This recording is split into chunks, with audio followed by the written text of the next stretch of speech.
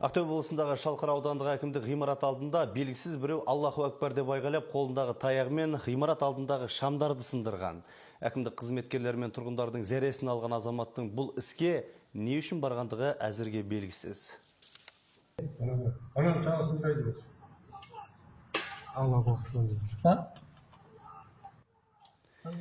Бейнежазбада Аллаху Акбар деп айғайлап жүрген ашулы азамат көшедегі адамдар мен көліктерге ұмтылып, одан қалды қолындағы таяғымен әкімшілік алдында тұрған шамдарды сындырып жүр.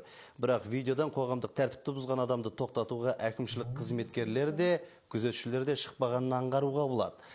Бұдан бұрында елге екс әкімі Шалқарда бәрі чики-чики деп танылған аудан жұрты жаңа әкім келгелі тұрғындар тарапынан осы іспетті көріністер жиілеп бара жатқанын айтады. Ал видео салынған әлеуметтік желдегі ақтөбеліктердің пікірлері халықты осындай күйге жеткізген биліктің өзі кінәлі дейді. Ал Шалқар ауданының басшылығы бұл жағдайды білмейтін болып шықты.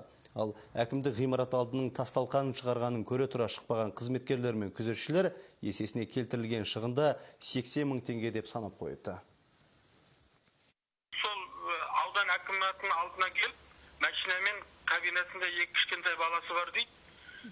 Мен оны анықтаңдар деген. Тоқетер милицияның айтқаны, біз оған қазір ұсақ бұзақылық туралы әкімшілік іс қозғап сотқа беріп жатырық деді. Біздің күзетшілер ешкім шықпаған, ешқандай талап ештеме қоймаған. Өзі жұмыс істейтін жігіт дейді.